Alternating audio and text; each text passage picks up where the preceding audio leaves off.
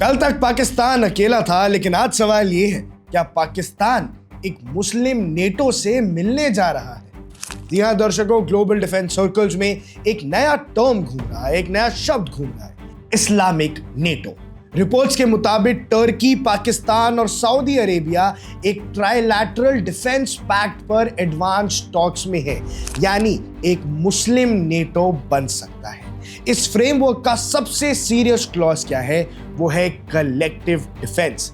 मतलब इन तीनों देशों में से अगर आप एक पर भी हमला करोगे तो वो तीनों पर हमला माना जाएगा। और अगर ये पैक्ट ग्राउंड पर आता है तो पाकिस्तान सिर्फ पाकिस्तान नहीं रहेगा, उसके साथ होगा सऊदी का पैसा और टर्की की मिलिट्री टेक्नोलॉजी, जो भारत के लिए एक बड़ी परेशानी बन सकता है।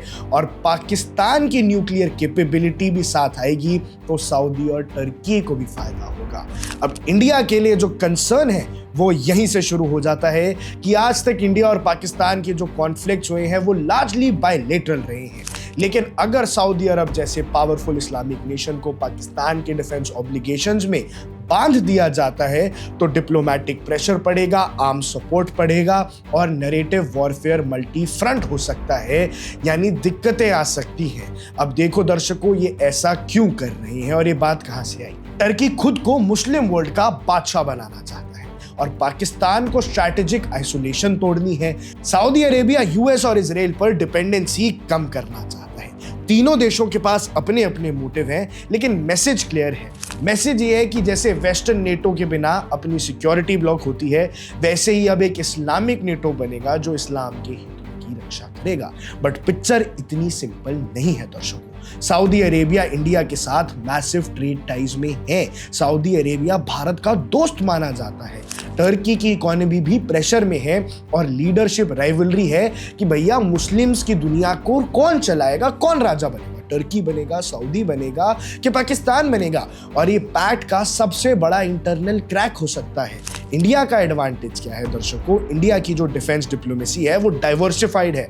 यूएस, फ्रांस, रशिया, इजराइल सबके साथ अलग अलग तरीके के टाइज हैं और सऊदी अरब खुद को इंडिया को एनर्जी और इन्वेस्टमेंट पार्टनर मानता है, यानी सऊदी अरब एनर्जी और इन्वेस्टमेंट के लिए इंडिया की तरफ हमेशा देखता है।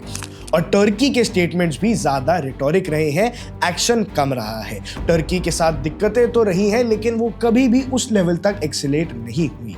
लेकिन सबसे बड़ी दिक्कत की बात ही पाकिस्तान है दर्शकों। अगर उसके पास टर्की की टेक्नोलॉजी और सऊदी अरब का पैसा आ जाए तो ये भारत के लिए बड़ी दिक्कत बन सकती है।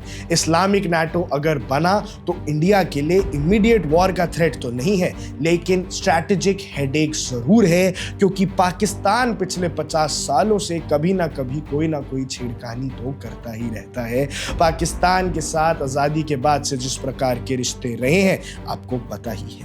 मैसेज बिल्कुल सिंपल है, पाकिस्तान को नए दोस्त मिल रहे हैं और इंडिया को सिचुएशन पर नजर भी रखनी पड़ेगी और स्ट्रैटेजी भी शार्प करनी पड़ेगी, स्पेशली जब दुनिया में जो ऑर्डर है वो बदल रहा है। इंडिया और अमेरिका के रिश्ते बदल रहे हैं, इंडिया और यूरोप अब और करीब आ रहे हैं, साथ साथ इंडिया अब साउथ एशिया के अंदर अपने रिश्ते मजबूत कर रहा है। तो ऐसे में अगर इस्लामिक नेटो बनता है तो पाकिस्तान हमें अलग अलग तरीकों से परेशान कर सकता है। अब दुनिया एक वर्ल्ड ब्लॉक्स में बट रही है और इंडिया के लिए ये बड़ा खतरा बन सकता है। इसमें जो आगे अपडेट्स आती रहेंगी, मुस्लिम नेटो बनता है कि नहीं, वो हम आप तक जरूर पहुंचा देंगे। आप देख रहे हैं वन इंडिया, मैं हूं आकृष Kaushik. Subscribe to One India and never miss an update. Download the One India app now.